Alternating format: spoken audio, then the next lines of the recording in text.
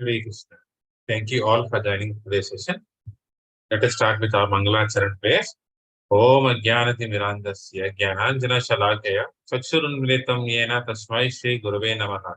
Nama Om Vishnupadaya Krishna Prestaya Bhutale Himate Bhakti Vedanta Swami Dinamane.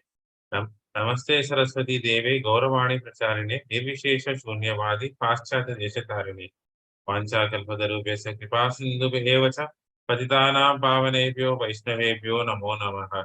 Jai Shri Krishna Chaitanya Prabhu Nityananda Shri Advaita Gadadhara Sivasadi Gaura Bhaktavinda.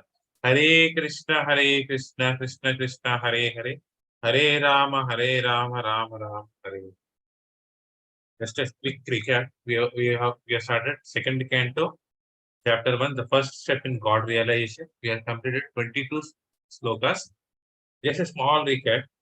So in this canto, we have seen the superiority of the bhakti, how bhakti is superior, what should not be heard and remembered, especially in the Grihastha life and Gruhamedi life. So what shouldn't be heard and remembered? Just like mundane topics, work during the day, sex and sleep during the night. These things should not be discussed in the modern in the normal bhakti life. These are mundane topics. Then we have seen the glory of bhakti yoga, like chanting and hearing and remembering the Lord are most worthy. Even jnanis, karmis, and yogis achieve perfection only by bhakti. These are the things we have seen. The quality of life doesn't matter.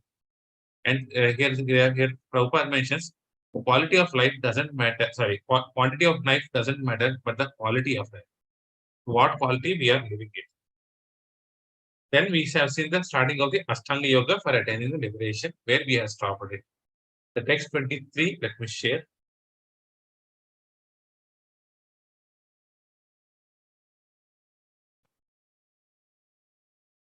Hare Krishna. Hare Krishna, Sri Ganesh Prabhu can continue with the text 23. Hare Krishna. Sukadeva Goswami answered, one should control the sitting position, regulate the breathing process by the yogic pranayama, and thus control the mind and senses, and with intelligence apply the mind to gross potencies of the Lord. Purport. The material absorbed mind of the controlled soul does not allow him to transcend the limit of bodily conception of self. And thus the yoga system for meditation controlling the sitting position and breathing process and fixing the mind upon the supreme is prescribed in order to mold the character of the gross materialist. Unless such materialists are able to cleanse the materially absorbed mind, it is impossible for them to concentrate upon thoughts of transcendence. And to do so, one may fix one's mind on the gross material or external feature of the Lord.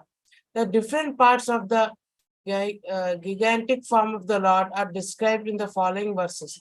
The materialistic men are very anxious to have some mystic powers as a result of such a controlling process.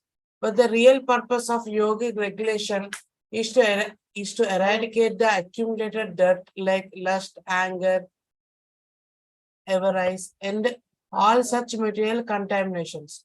If the mystic yoga is diverted by the accompanying feats of mystic control, then his mission of yogic success is a failure, because the ultimate aim is God realization. He is therefore recommended to fix his gross materialistic mind by a different conception and thus realize the potency of the Lord. As soon as the potencies are understood to be instrumental manifestation of the transcendence, one automatically advances to the next step, and gradually the stage of full realization becomes possible for him. Hare Krishna. From 24th sloka, we are seeing the description of the Virata Rupa. Hare Krishna, Anita Mataji, you can read the text. Hare Krishna, Prabhuji. Translation.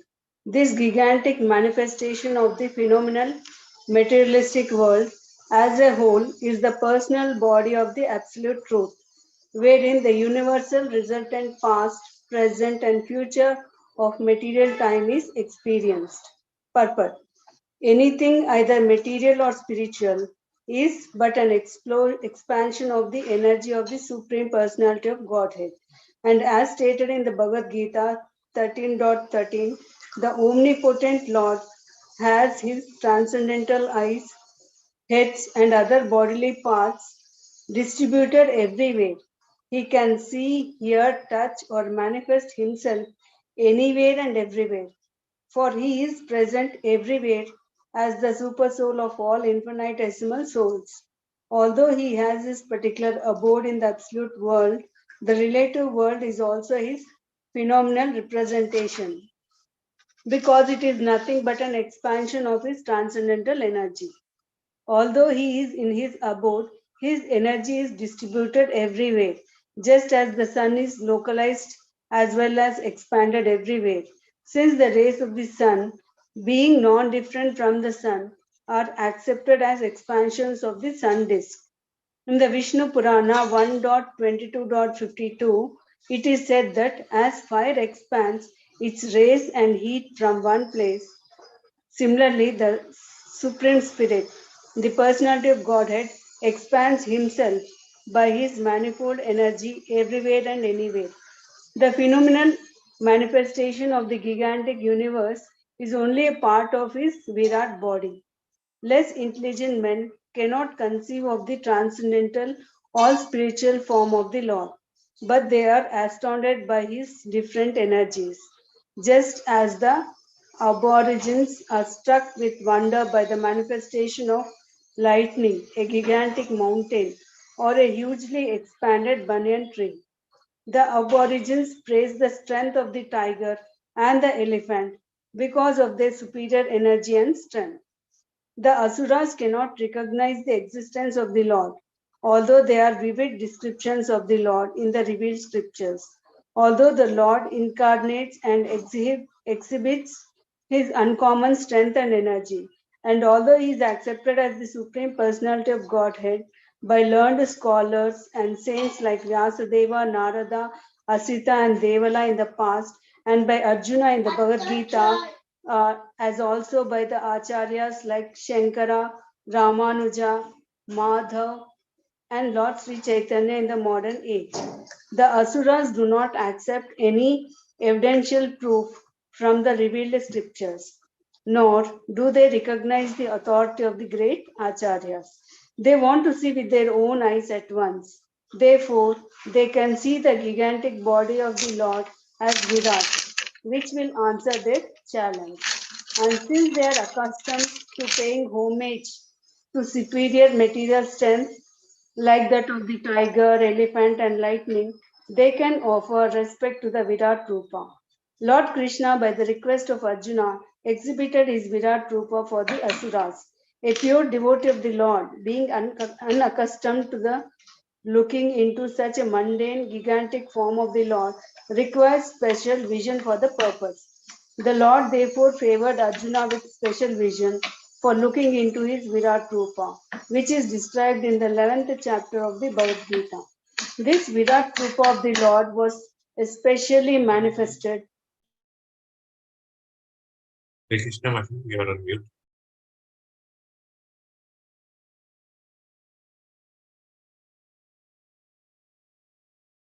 The Lord therefore favored Arjuna with special vision for looking into the Virat Rupa, which is described in the 11th chapter of the Bhagavad Gita. This Virat Rupa of the Lord was especially manifested not for the benefit of Arjuna, but for that Rupa and thus be established as an incarnation.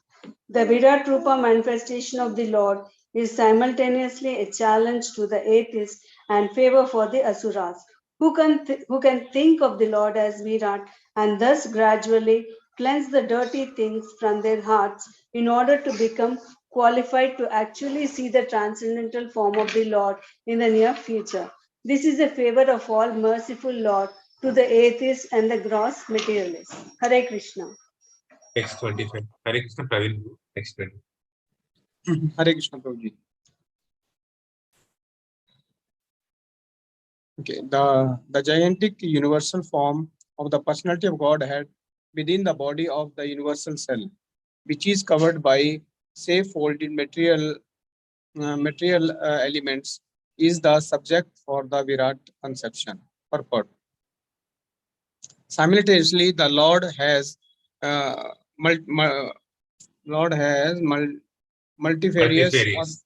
various other than other forms, and all them are identical with the original fountainhead from the Lord Sri Krishna in the Bhagavad Gita. It has been proven that the original transcendental and eternal form of the Lord is Sri Krishna, the absolute personality of Godhead, but by his inconceivable internal potency, Atma Maya, he Atma Maya, He can he can expand himself by by multifarious forms and incarnation simultaneously, without being diminished in his full potency. He is complete, and although innumerable complete forms emanate from him, he is still complete without any loss. That is the spiritual or internal potency.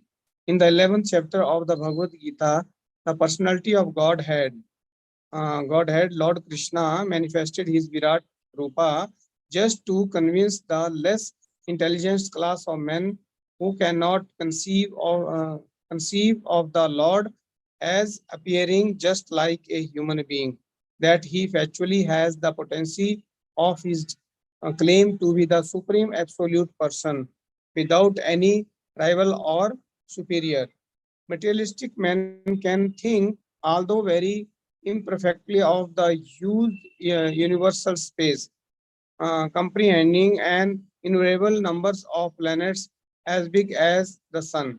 They can see only the circular sky overhead without any information that this universe, as well as many other hundreds of thousands of universes, are each covered by say folded material coverings of water, fire, air, sky, ego, mountains, and material natures, just like a huge footwall pumped and covered, floating on the water of the casual ocean, wherein the Lord is lying as Mahavishnu.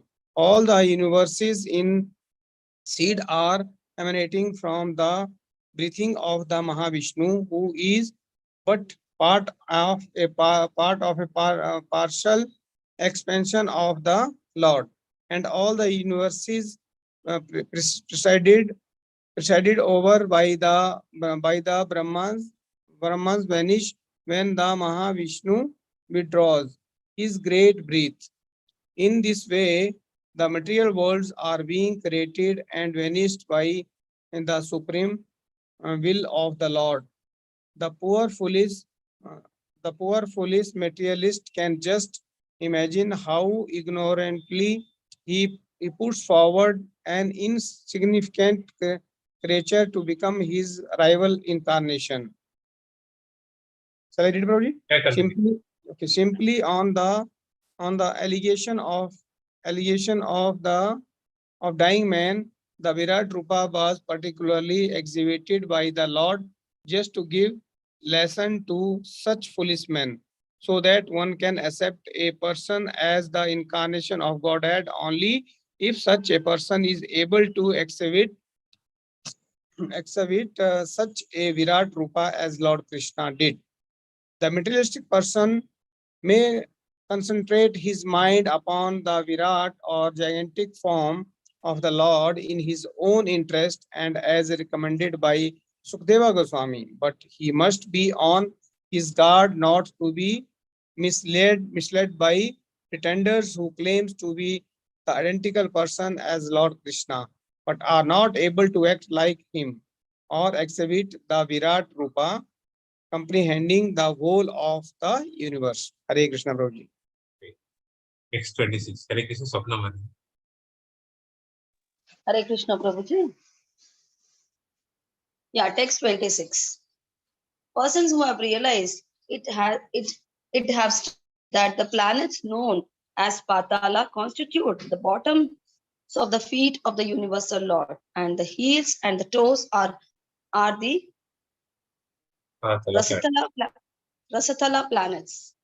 The ankles are the Mahatala planets, and his Shanks constitute the Talatala planets, purport. Outside the bodily existence of the Supreme Personality of Godhead, the manifested cosmic existence has no reality. Everything and anything of the manifested world rests on him, as confirmed in Bhagavad Gita 9.4. But that does not imply that everything and anything in the vision of materialist is the Supreme Personality, the conception of universal form of the Lord gives a chance to the materialist to think of the Supreme Lord. But the materialist must know for certain that his visualization of the world in a spirit of lording over it is not God realization.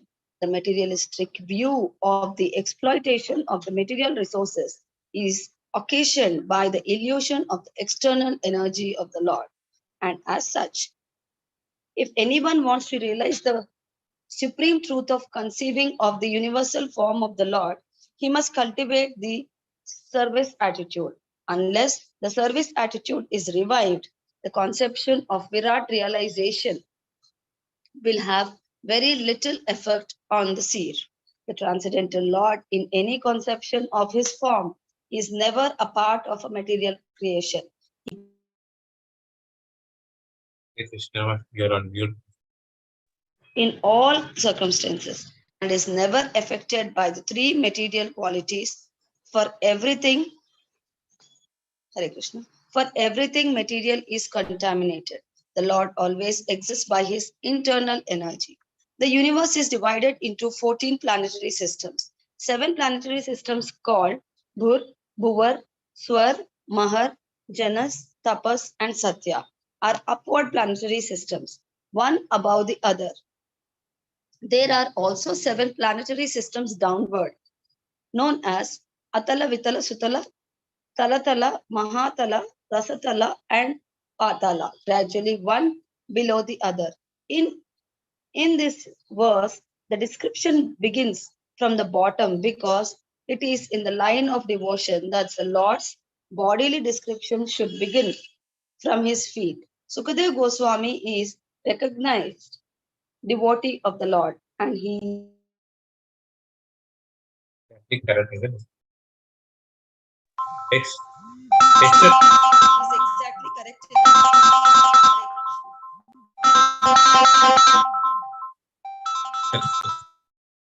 Hare Krishna, Sajjamati Abhishek Prabhu. You can read text 27 and 20. Hare Krishna. Yeah. Text 27. Translation.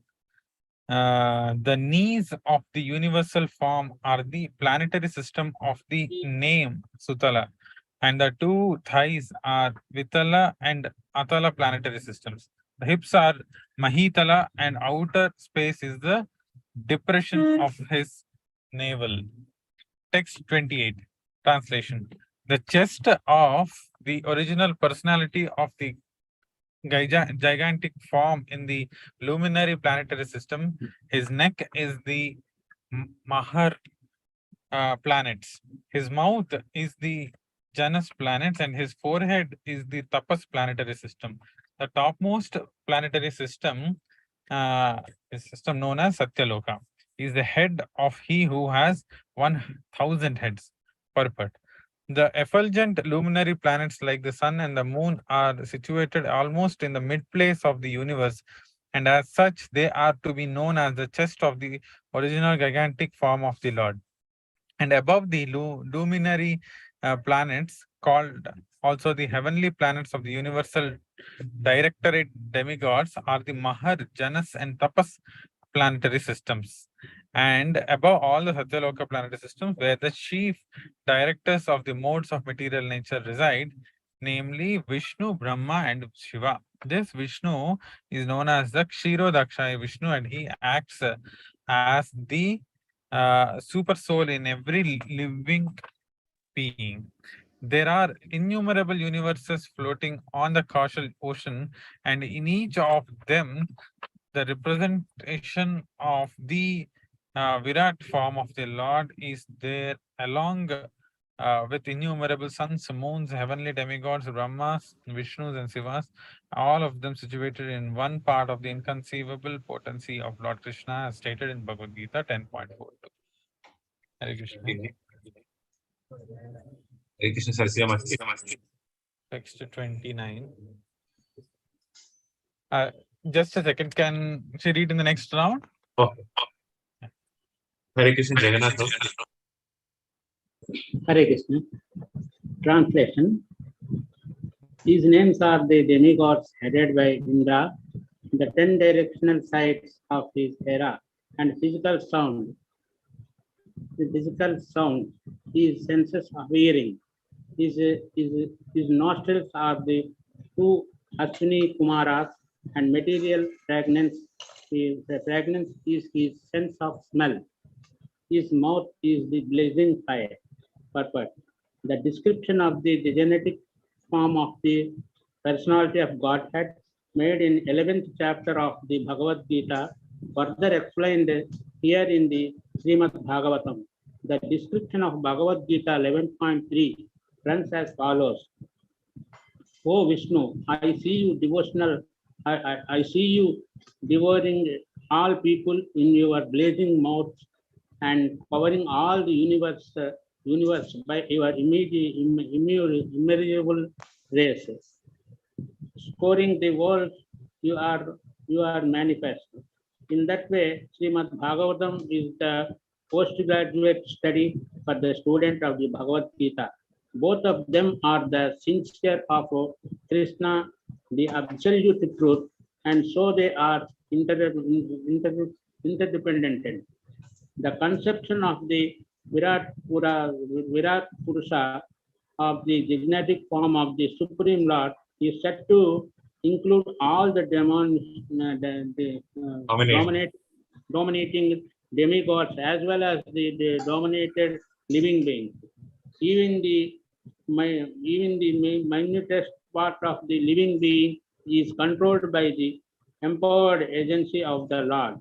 Since the demigods are included in the genetic form of the Lord, worship of the Lord, where his genetic form, genetic material conception, or his eternal transcendental form as Lord Krishna, also appears the demigods and all the other parts and parcels, as such as the watering the root of a tree distributes energy to all these other parts.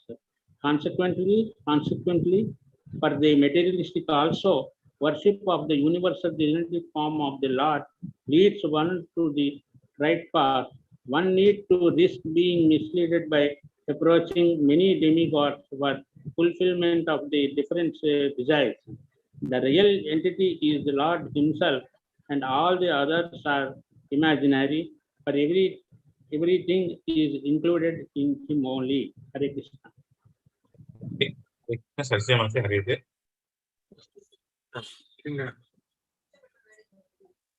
Hare Krishna. Text number 30.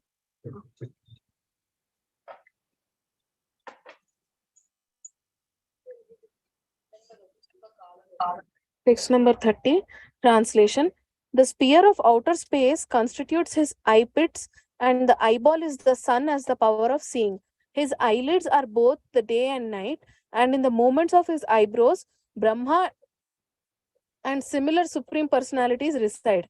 His palate is the director of water, Varuna, and the juice or essence of everything is his tongue. Purport. To common sense, the description in this verse appears to be somewhat contradictory because sometimes the sun has been described as the eyeball and sometimes as the outer space sphere. But there is no room for common sense in the injunctions of the Shastras. We must accept the description of the Shastras and concentrate more on the form of the Virat Rupa than on common sense. Common sense is always imperfect, whereas the description in the Shastras is always perfect and complete. If there is any incongruity, it is due to our imperfection and not the Shastras. That is the method of approaching Vedic wisdom. Hare Krishna. Hare Krishna Sri Ganesh. Hare Krishna, please. Hare Krishna. They say that the Vedic hymns are the cerebral passage of the Lord, and his jaws of teeth are Yama, god of death, who punishes the sinners. The art of affection is his set of teeth, and the most alluring illusory material energy is his smile. The great ocean of material creation is but the casting of his glance over us. Purpose. According to Vedic assertion, the material creation is the result of the Lord's casting a glance over the material energy, which is described herein as the most alluring illusory energy. The conditioned soul who are allured by such materialism should know that the material temporary creation is simply an imitation of the reality, and that those who are captivated by such alluring glances of the Lord are put on the direction of control of sinners called Yamaraja. The Lord smiles affectionately, displaying his teeth. The intelligent person who can grasp this truth about the Lord becomes a soul fully surrendered unto him. Hare Krishna. Next 32. Hare Krishna, Nityananda. Hare Krishna Prabhuji. Translation. Modesty is the upper portion of his lips, hankering is his chin, religion is the breast of the Lord, and irreligion is his back. Brahmaji, who generates all living beings in the material world, is his genitals, and the Mitra Varunas are his two testicles. The ocean is his waist, and the hills and mountains are the stacks of his bones. Purport. The Supreme Lord is not impersonal, as misconceived by less intelligent thinkers. Rather, he is the Supreme Person, as confirmed in all authentic Vedic literatures. But his personality is different from what we can conceive. It is stated here that Brahmaji acts as his genitals and that the Mitra Varunas are his two testicles. This means that as a person he is complete with all bodily organs, but they are of different types with different potencies.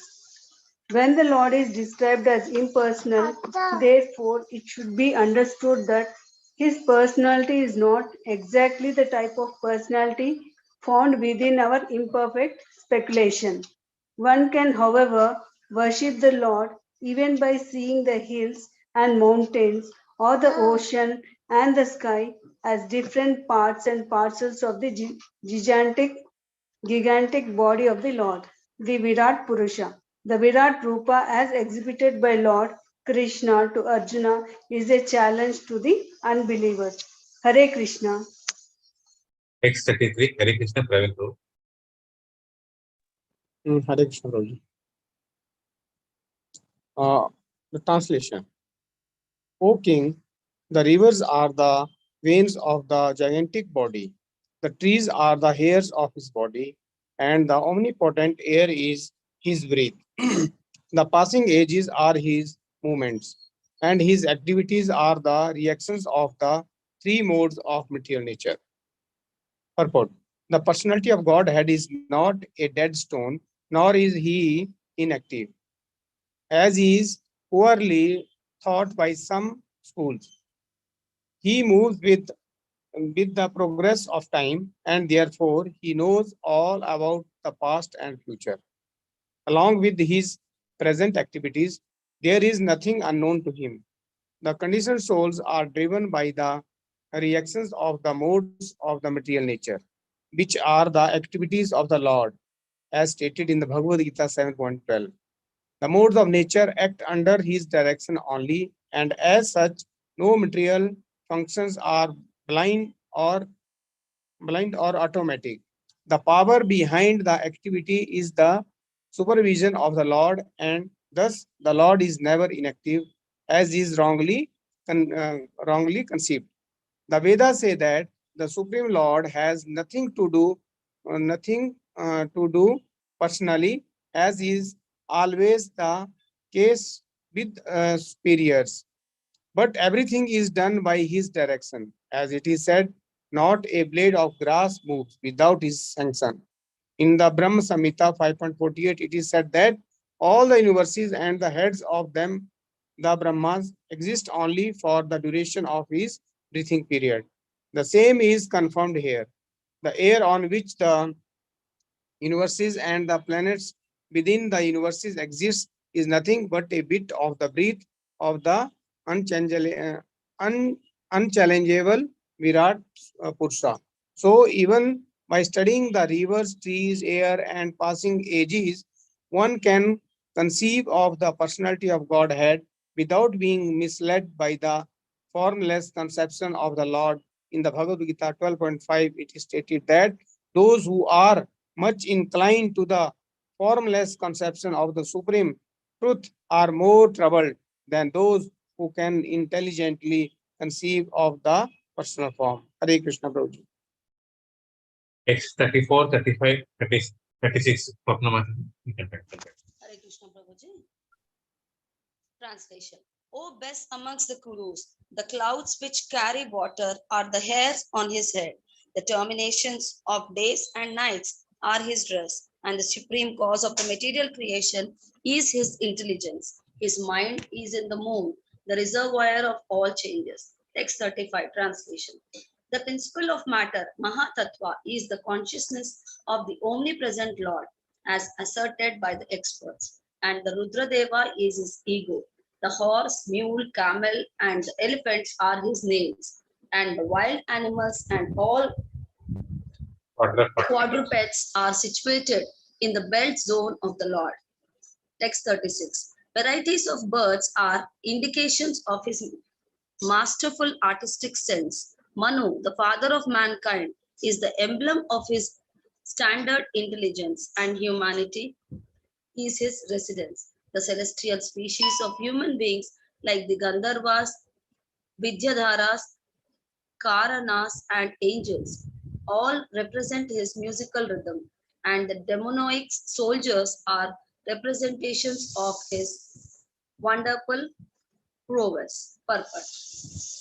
The aesthetic sense of the Lord is manifested in the artistic, colorful creation of varieties of birds like the peacock, parrot, and cuckoo. The celestial species of human beings like the Gandharvas and Vidyadharas can sing wonderfully and can entice even the minds of the heavenly demigods. Their musical rhythm represents the musical sense of the Lord. How then can he be impersonal? His musical taste, artistic sense, and the standard intelligence, which is never fallible, are different signs of his supreme personality. The Manu Samhita is the standard law book for humanity, and every human being is advised to follow this great book of social knowledge. Human society is the residential quarters of the Lord. This means that the human being is meant for God realization and association with God. This life is a chance for the conditioned soul to regain his eternal God consciousness and thus fulfill the mission of life. Maharaja Prahlad is the right type of representative of the Lord in the family of Asuras. None of the living beings is away from the Lord's gigantic body. Each and every one has a particular duty in relation to the supreme body. Disruption in the matter of discharging the supreme duty assigned to each and every living being is the cause of disharmony between one living being and another. But when the relation is re-established in relation with the Supreme Lord, there is complete unity between all living beings. Even up to the limit of the wild animals and human society, Lord Chaitanya Mahaprabhu displayed his living unity in the jungle of Madhya Pradesh, where even the tigers, elephants, and many other ferocious animals perfectly cooperated in glorifying the Supreme Lord. That is the way to peace and amity all over the world. Hare Krishna. Hare Krishna. Sri Ganesh Prabhu, you can read that. Hare Krishna. The Virata Purusha's face is the Brahmanas. His arms are the Kshatriyas. His thighs are the Vaishyas. And the Sudras are under the protection of his feet. All the worshipable demigods are also overtaken by him. And it is a duty of everyone to perform sacrifices with feasible goods to appease the Lord. purpose. Monotheism is practically suggested here. Offering sacrifices to many demigods under different names is mentioned in the Vedic literatures. But the suggestion made in the verse is that all those varieties of demigods are included in the form of supreme personality of Godhead. They are only the part and parcels of the original whole. Similarly, the divisions of the orders of the human society, namely Brahmanas, Kshatriyas, Vaishyas, Shudras, are all included in the body of Supreme. As such, sacrifice by even one of them in terms of pleasing the Supreme by feasible goods is recommended. Generally, the sacrifice is offered with the clarified butter and grains. But with the progress of time, human society has produced a variety of goods by transforming material supplied by God's material nature. Human society therefore must learn to offer sacrifice not only with clarified butter but also with other manufactured goods in the propagation of Lord's glory, and that will bring about perfection in human society. The intelligent class of men or Brahmanas may give direction for such sacrifices in consultation with the previous acharyas. The administrators may give all facilities to perform such sacrifices. The Vaishnava class or mercantile community who produces such goods may offer them for the sacrifice. The Sudra class may offer their manual labor for the successful termination of such sacrifice. Thus, by the cooperation of all classes of human beings, the sacrifice recommended in this age, namely the sacrifice of congregational chanting of the holy name of Lord, may be executed for the common welfare of the people of the world. Hare Krishna. Can continue that. We have two more slokas. We will continue in the next session. So we'll continue the second chapter and these two slokas in the next session. Thank you so much for joining today's session.